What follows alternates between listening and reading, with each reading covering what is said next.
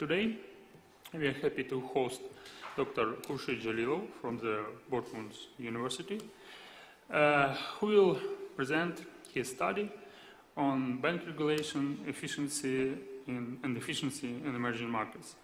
So, Hurshid, we have 45 minutes for presentation and up to 30 minutes for discussion and questions. So the floor is yours. You're welcome. Good afternoon, ladies and gentlemen. Again, as I was introduced, my name is Hurshid Джалілов. I'm senior lecturer at Bournemouth University. Before I start my presentation, maybe I introduce myself a little bit. My background is in economics and international economics and management as well. Originally I'm from Uzbekistan, and I did my undergraduate there. And then I did my master's in the University of Colorado in the United States. And following that, I worked 5 years in the Ministry of Economy as a senior researcher there. And then I did my PhD at King's College London, University of London, and completed in 2010. And since then, I'm working at Bournemouth University. So my research focuses on transition economies, and I focus on various aspects of the banking sector and business environment.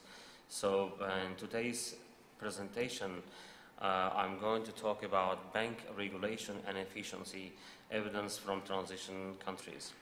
So I was told I have 45-50 minutes to present, but I usually present 30-35 minutes, but you can talk, you can ask anytime, you can stop me and ask your questions, which is absolutely fine. So we start our presentation then. First of all, I would like to introduce the outline, and I will discuss initially the background, what's going on in this area, and then I will follow talking about motivation, why we need this study with research, and introduce then theory and hypothesis, how I developed the hypothesis, data and methodologies, and then we discuss the results and we conclude the results. So first one is background. Why do we care about this kind of research? Why do we care about understanding the impact of regulation on efficiency? First of all, there's so many financial crises and banking crises took place over the last 2-3 decades, especially in transition economies. So, and secondly, following the global financial crisis, the recent one, 2007-2009, so much attention now focus on the regulations, how to stabilize banking sectors, and how we can avoid future financial instabilities, banking instabilities, and so on. So this is very important these days to come up with the regulations impacting in improving financial soundness, and so this is very important. And as Schumpeter says, first of all, phenomenon has been changing.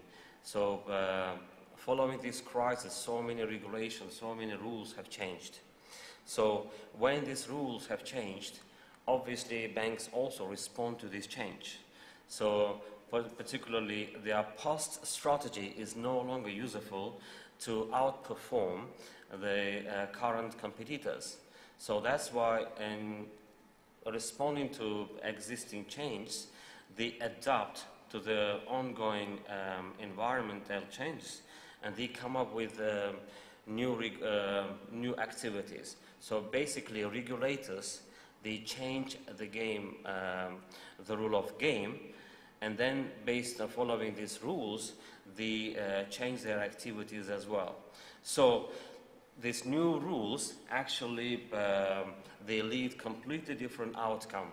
For example, the papers are focusing on regulation and efficiency with the use of data prior to financial crisis is no longer useful to develop new regulations.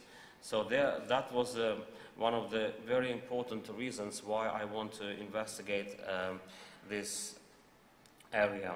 And motivations. So what sort of motivation I have? First of all, I was not able to find any research paper focusing on regulation and efficiency in terms of, within the context of transition economies. There are 2 or 3 papers. They include advanced economies, emerging economies, and some transition economies. But I argue that this is not quite a correct way of doing research, because I believe transition countries are completely different with their unique conditions.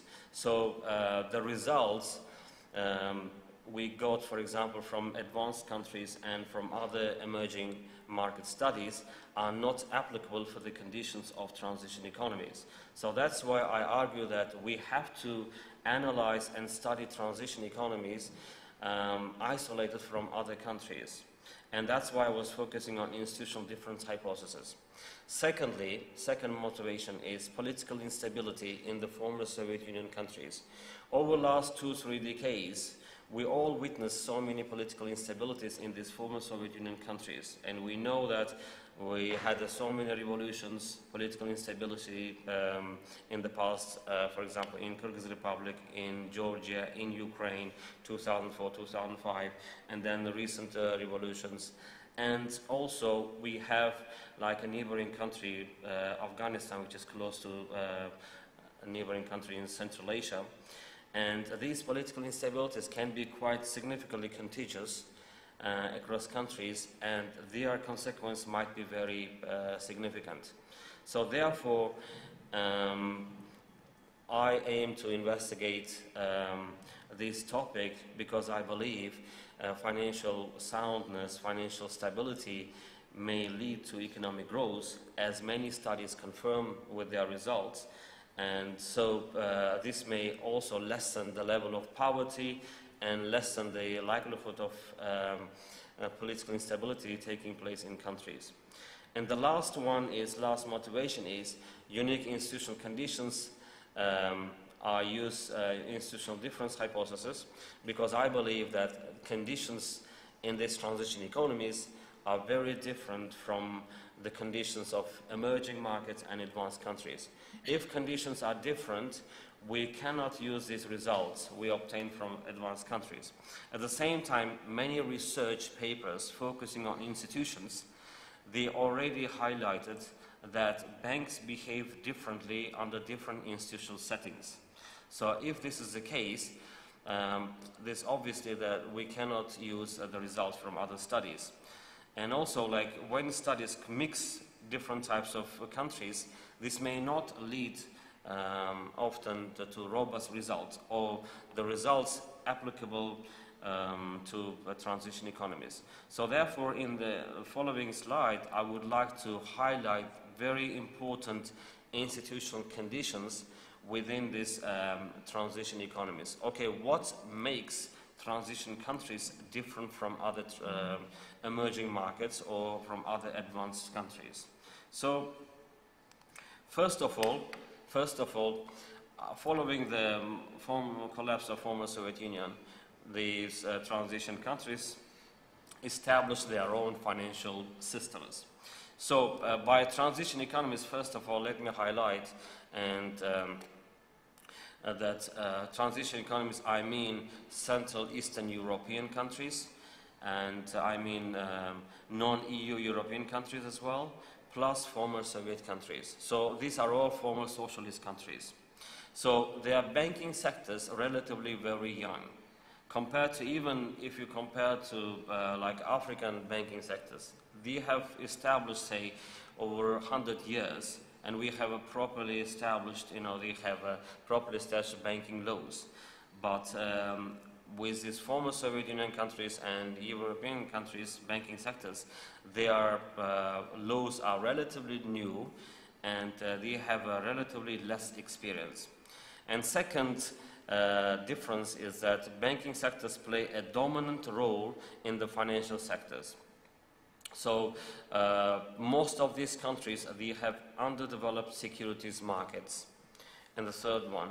And then the following one, as these countries experienced so many financial crises in the past, they change so many times their reforms and regulation.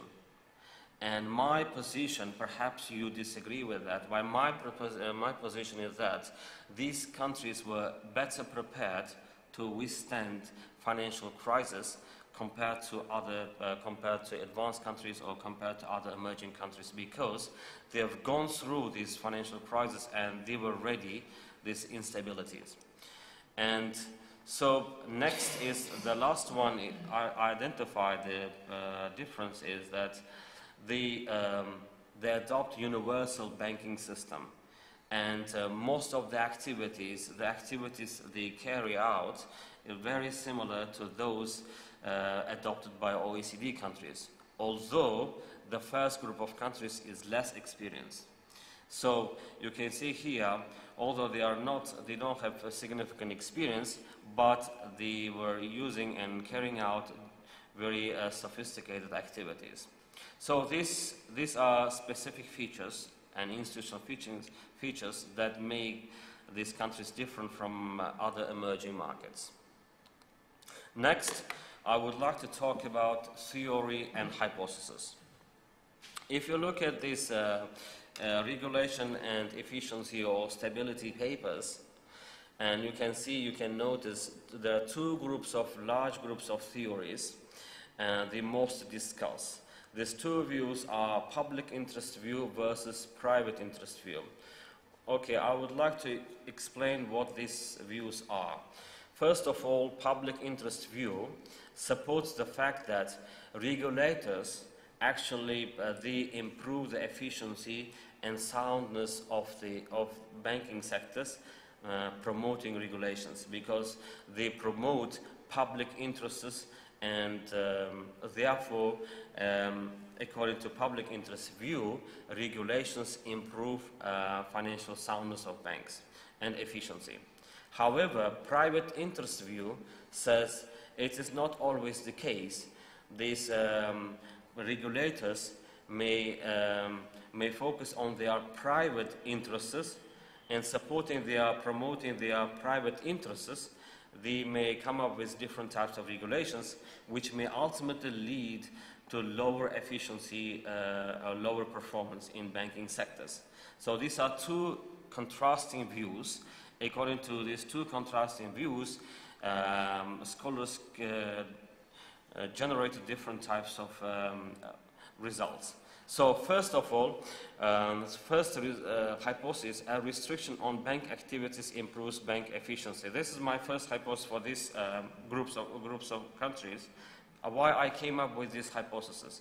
Because first of all, in these countries we have, according to public interest view, scholars believe that if they allow banks to conduct various types of broad activities, then these banks eventually become very large, and when they become very large, it might be very difficult for regulators to discipline these banks. These banks become very powerful, and they may start dictating their conditions. So on the other hand, they are saying also, if they are allowed on broad activities, they may support their clients and supports in a form of firms which are not financially stable. And if they are involved in underwriting securities, they may sell and dump these stocks to ill-informed shareholders. And because they are supporting their customers, they are supporting their firms.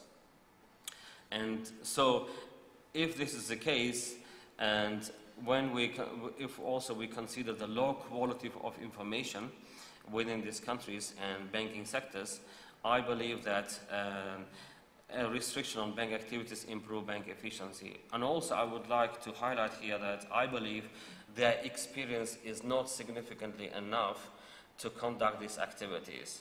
So considering these points, I believe restriction on bank activities improves bank efficiency.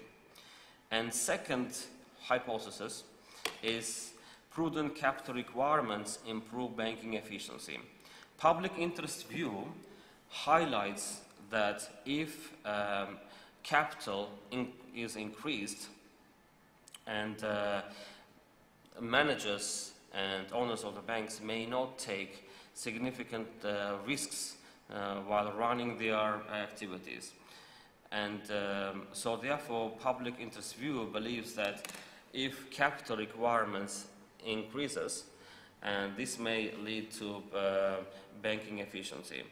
So therefore they believe that they must be increased within this context, not applicable to advanced countries or other emerging countries, only within these countries. So that's why second hypothesis, prudent capital requirements improve banking efficiency. And the third one is public interest view again versus private interest view in terms of supervisory authority. So my third hypothesis states supervisory authority doesn't improve banking efficiency. I believe that if we have a dominant public interest view, supervisory authority actually improves banking efficiency. But I doubt that this is the case within the context of transition economies, since, as I said, they still have little experience, and also, although these countries privatize their banks, there might be the presence of problem like a political connectedness. Even though they are privatized, they might still be connected politically to some policy makers or regulators. And also I believe that regulators may not be sufficiently powerful to discipline banks.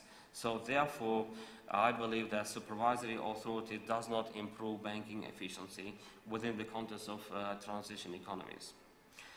And my next hypothesis is market discipline is not an effective tool to improve banking efficiency.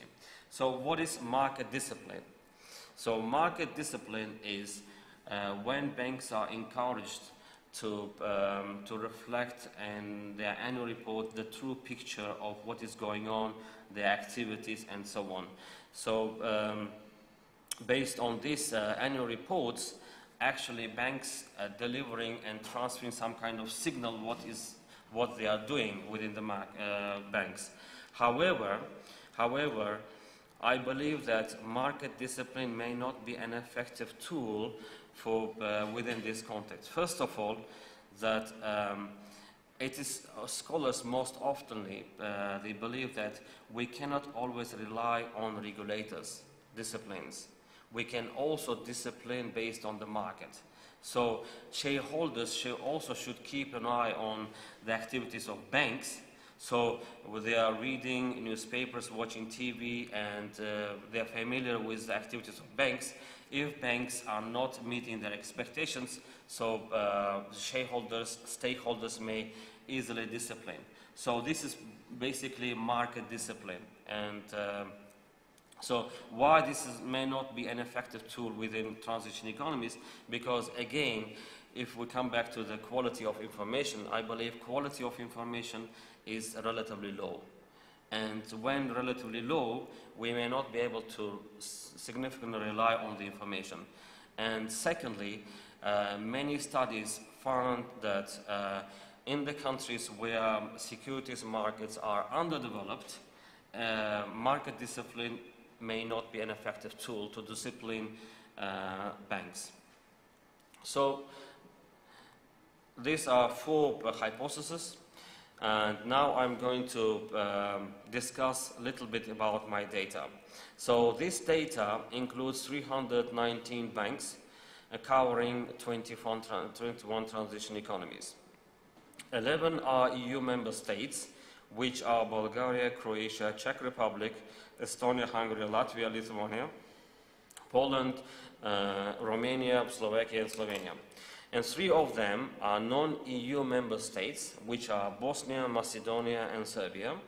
And then the rest are former Soviet Union independent states, such as Armenia, Azerbaijan, Belarus, Georgia, Kazakhstan, Moldova, and Ukraine. So my panel is unbalanced, and taking all financial statements I took from BankScope. All are commercial banks, I choose commercial banks to make my results comparable across banks. And also I investigate the period 2002-2014. And macro variables like GDP per growth, GDP per capita, inflation, I took from World Bank World Development Indicators. And supervisors regulation data I got from World Bank regulation and supervision surveys. And economic freedom data are from Heritage Foundation. So I use different types of data sets. So methodology, here I use 3 different techniques within this context. First of all, my dependent variable is efficiency. So in the first step, I calculated efficiency. Then, once I calculate efficiency, then I run system GMM and dynamic panel quantile to investigate the impact of regulation. So for efficiency, I adopted Battisti-Coyle 1995 approach and using stochastic frontier analysis. What is the advantage of stochastic frontier analysis is that it helps to transpose your error term into shock and plus efficiency.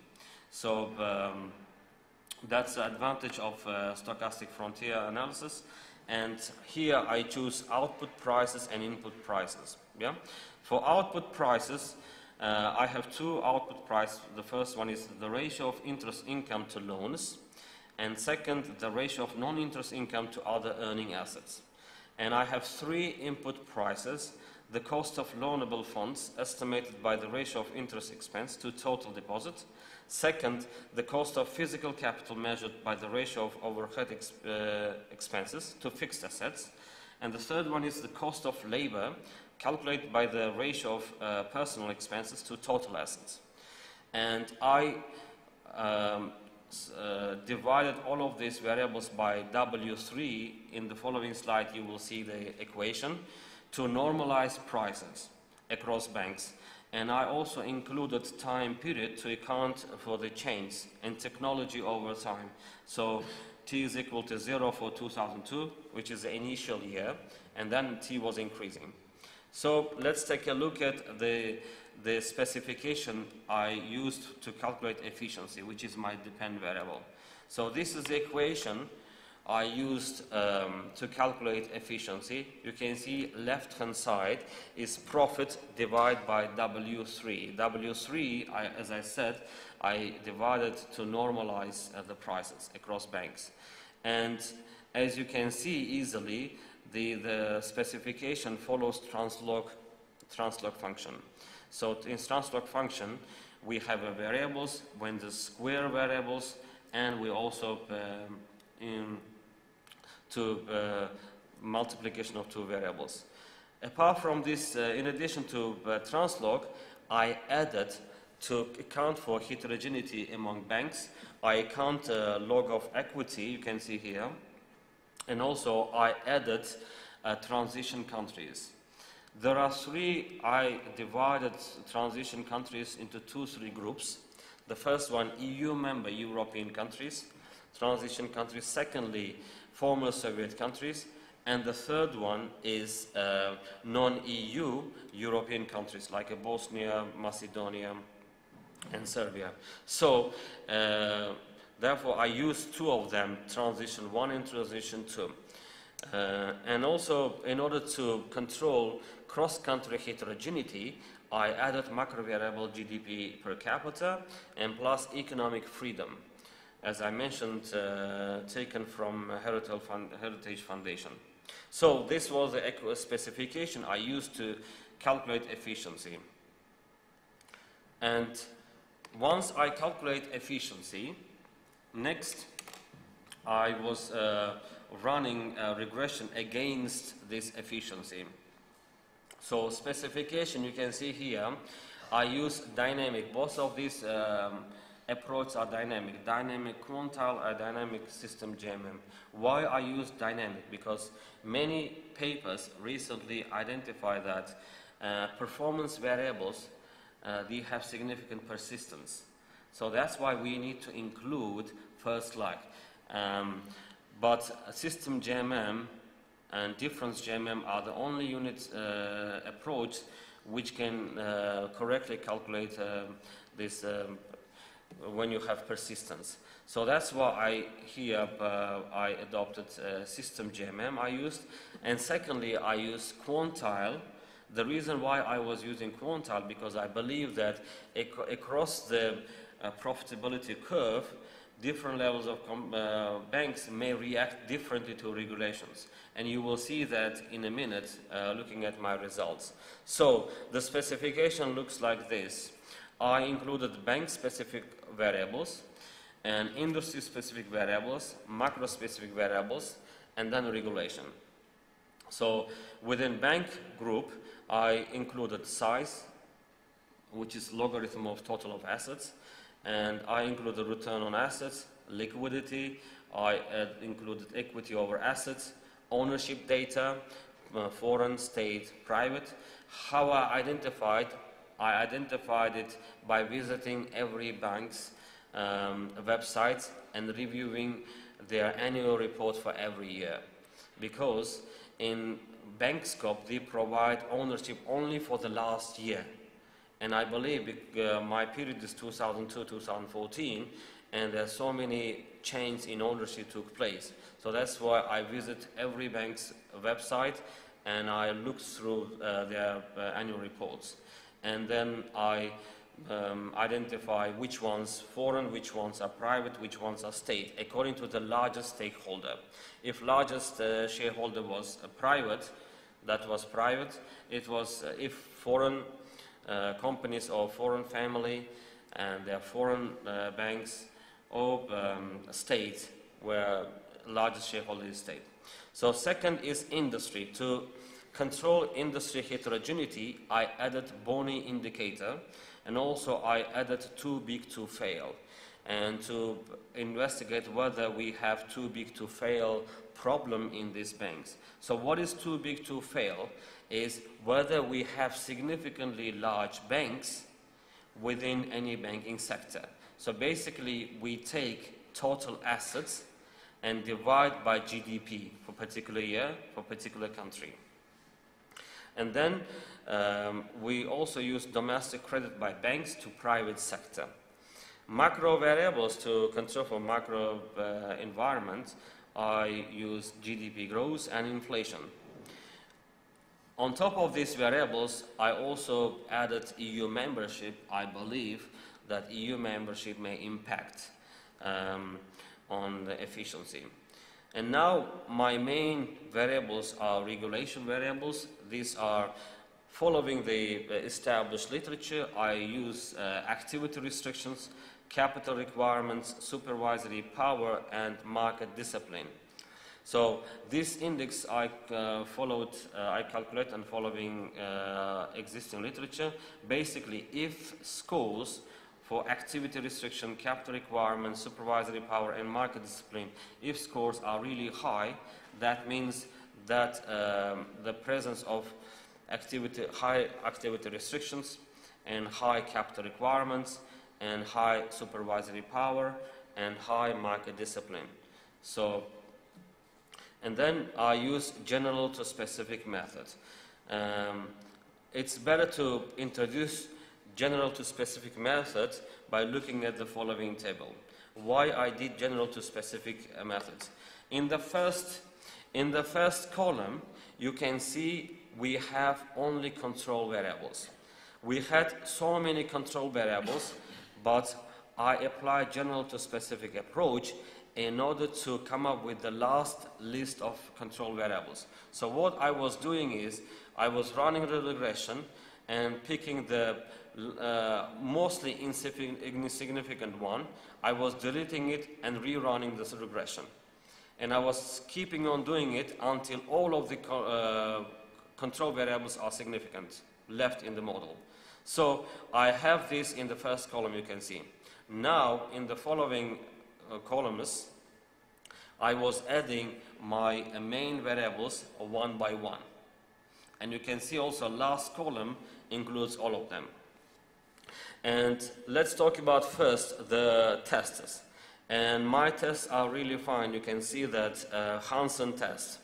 And that indicates I don't have over-identification problems. And also Arellana Bond first test is significant.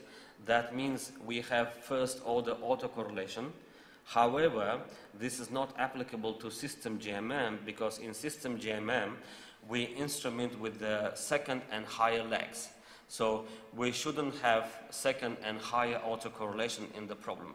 So, and also I would like to highlight here that in this paper, I consider regulations as endogenous variables, and bank-specific variables I consider as predetermined or weakly exogenous variables.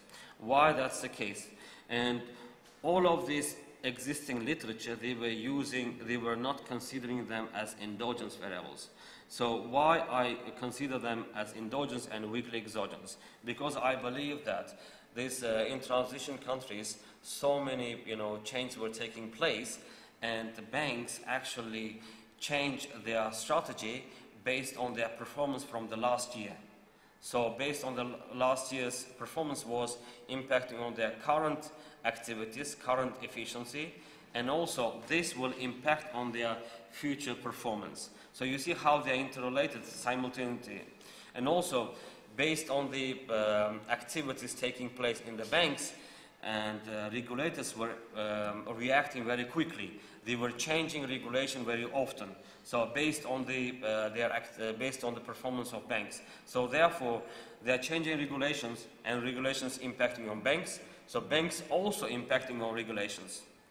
So that's why regulations are endogenous here. And you can see, you can take a look at the results. Activity restrictions is the only one which was significant. Yes, we have supervisory power, negative and significant, but in the last column it's not significant. Therefore, I believe that the result is not robust. So this is the first result, and next table I was conducting quantile regressions, dynamic quantile regressions. Dynamic quantile regressions, again, I want to highlight, shows that according to the level of profitability, banks may react differently to regulations. Here, 0.10, 0.20 quantiles, 0.5 and 80 and 90. What are they? So 0.10 and 20 shows they are least profitable banks, and 80 and 90 quantile, they are highly profitable banks. And let's take a look at these results. Control variables have very similar results as before, and let's take a look at activity restrictions. Activity restrictions is improving profitable efficiency in lower level profitable banks. And also you can see here, market discipline is impacting negatively. You see, it was not significant in the previous table, but here you can see it is negatively impacting on lower profitable banks. And supervisory power, again, consistent with the previous results, are not robust. So now I'm using sensitivity analysis. So in sensitivity analysis, I added large, medium, and small banks. How I calculate large, small, and medium, and small banks, dummy variables. Basically, for every country, for every year, I was calculating the mean, and also I was calculating standard deviation. So mean plus half standard deviation, mean minus half standard deviation. If bank's total assets within this range, that becomes a medium-sized bank. If it's beyond this range, it becomes large. GDP is improving efficiency, and activities, again, improving system GMM, improving efficiency, and okay, only the large ones improving their efficiency. That's my conclusion based on the large one, is that large banks are at better position to diversify their income, and they have so economies of scale they're exploring. And crisis variable I also added here. I replaced year dummies, and you can see crisis variables is negative. That implies banks during crisis period, they were less efficient. And post-crisis, they significantly improved their efficiency, which is what we expected. And sensitivity analysis for quantile, again, I got very similar results in terms of financial activity restrictions. You can see again that they're significantly profitable, improving their efficiency, particularly lower profitable banks, and the rest, capital and particularly supervisory power, is not quite significant. This is consistent with our hypothesis that regulators are not powerful enough to impact on banks and discipline these banks. So large banks, again, you can see at 50%, 0.5 quantile, that improves their efficiency. And for the small ones, you can see that high profitable banks, small size is actually impacting negatively on their efficiency. That means that small banks have significant restrictions and constraints in their activities compared to medium and large size banks. So my conclusion is that, do we still have time? Yeah. So conclusion is one size doesn't fit all. So even though these regulators, they follow, for example, the experience and regulations of advanced countries, and I think that should not be the case for transition economies, because you already saw that the impact is not that significant. Only activity restriction was impacting on efficiency. And also, dynamic quantile analysis showed that the regulation has heterogeneous efficiency effects. Not all of these banks were benefiting from these regulations. And particularly, that was surprising that supervisory power was not impacting on banking efficiency in these countries. And next is relevant state monetary financial agencies need to develop their regulation considering their country-specific environment. As I said, banks behave differently at different institutional settings. They have to develop the regulations considering specific conditions within this country. So basically, this is my presentation and my policy implication of this research. Okay, so what is the policy implication? As I said already, we need to, these state organizations, state agencies responsible for regulation, they need to carefully investigate the content of their banking sector, what type of banks they have mostly, whether they are large size, whether they are small, whether they are foreign ownership, significant foreign ownership. Based on these specifications, then they need to come up with their own regulation. And yeah, and also they need to improve their institutions, like particularly how to improve the quality of information the banks deliver into the market. And also they need to focus on the development of securities markets, because you saw regulators discipline banks, but markets should also discipline banks if they are taking significant high level of risks. So in order to improve the efficiency of market discipline, they need to encourage the development of securities markets. So these are my policy implications based on the results. If you have any questions, I'm happy to answer. Thank you for your attention. Thank you very much, Khurshid. Okay, and we can get some questions from the audience. Who will be the first? Okay, you're welcome. Thank you very much for your presentation. I want to ask you about banks which you used for your research. As far as I remember, you used 24 banks. Did you use some banks from Ukraine, and which one? Yeah, Thanks. I was expecting this question, but before I started this presentation, I was mentioned that I should have, before coming here, I should have looked at my database, which banks I have from Ukraine. I think I have roughly 20 banks, but I don't remember the names. 20 banks. I choose the banks only those which have at least 3 years financial statements for the period 2002-2014. Okay, next question.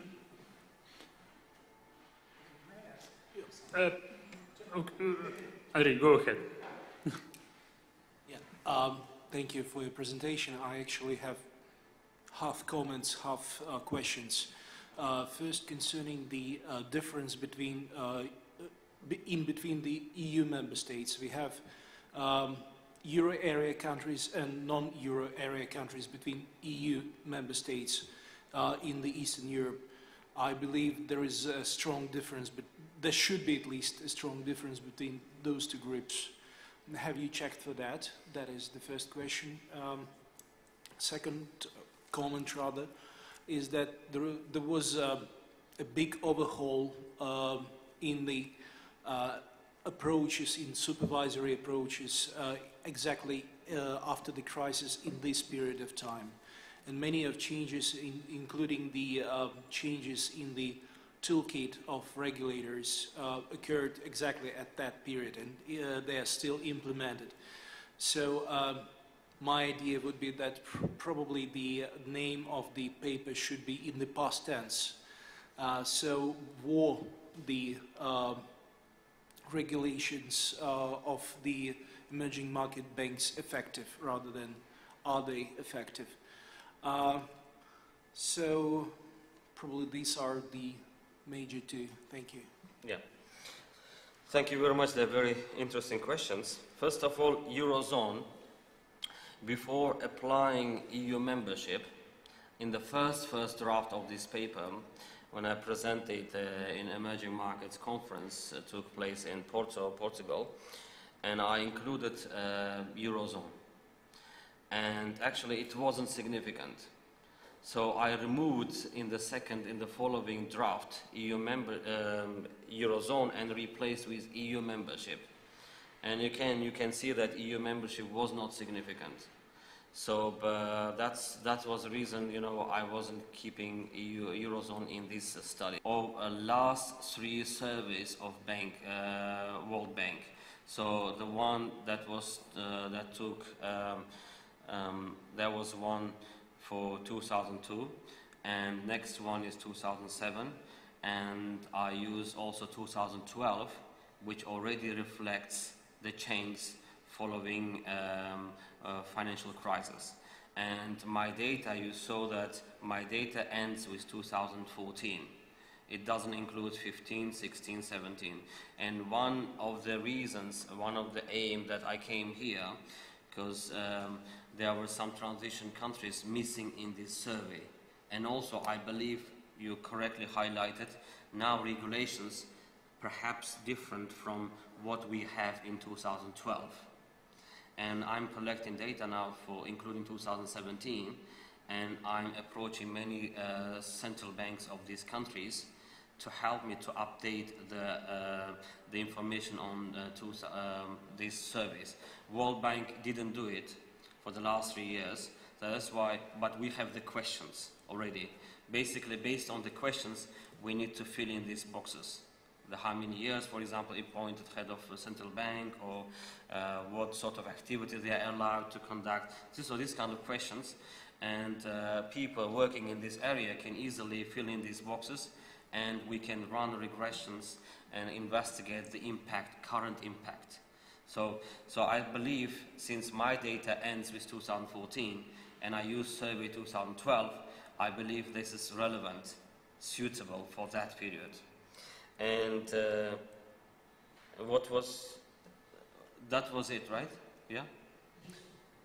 And yeah, yes. Yeah. Yeah, a small comment on conclusions, if I may, is that many countries in the region, especially in the EU, are limited in terms of their selection of the toolkit and the approaches to regulation and adjusting the toolkit to the national environments. Because, Exactly. there is either the EU membership and commitments under agreements with the EU, like in our case. Yeah, thank you. That's a really good comment. So that's why I was using EU membership, and maybe in the future I may focus on including other variables specific to EU membership or Eurozone. Maybe I need to come up with other variables as well to see in my future research if there is any impact from that side, or from that variables on efficiency of bank performance. I will keep note on that. Yeah, thank you for the comment. Okay, next question. Yep. You focus on the specific feature of emerging markets.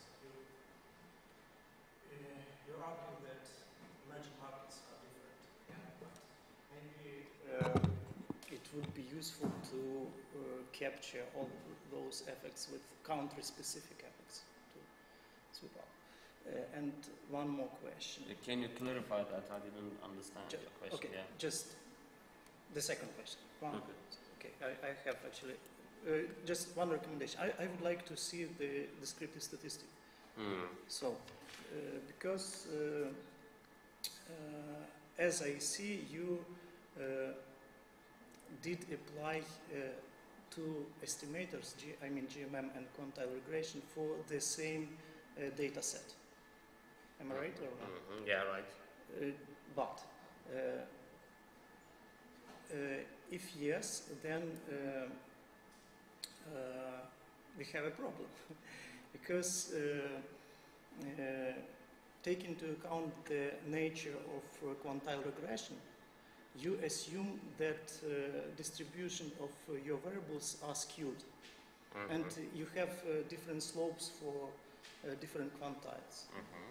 And right. in the first case, when you are using GMM-SIS, you possibly need a data screening. While in the second case, you don't need to do this. So, Yeah. how you can explain this? Just Yeah. Okay. have a contradiction. Yes.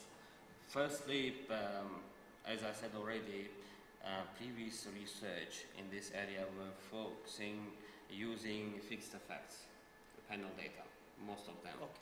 So, and I thought, and Have they you were used fixed effects for banks or for for countries? banks. For both? Yeah, panel data. For Yes, panel I data, understand. yes. For panel data, yeah, they were using fixed effects.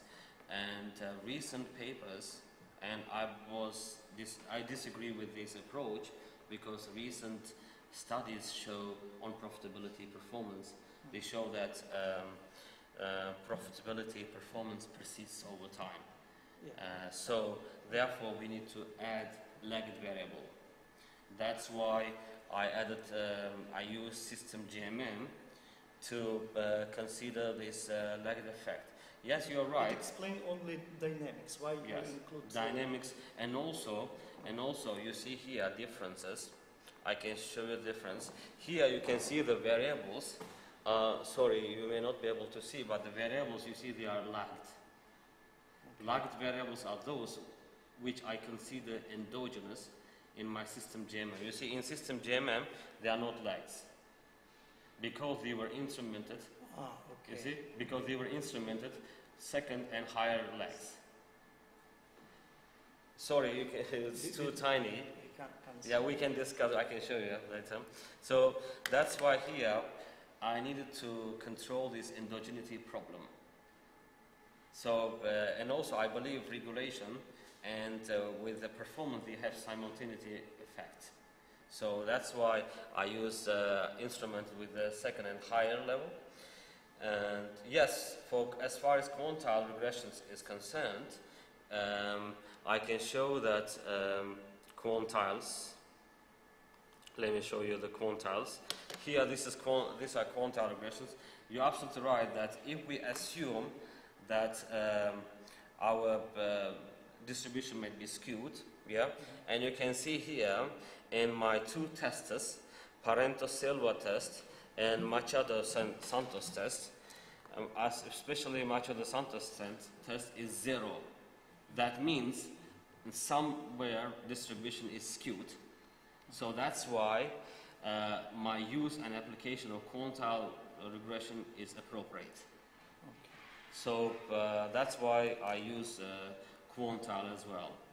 If for example, system GMM, say for example, if not quite normally distributed or have other specifications, but quantile still convince that solves the problem.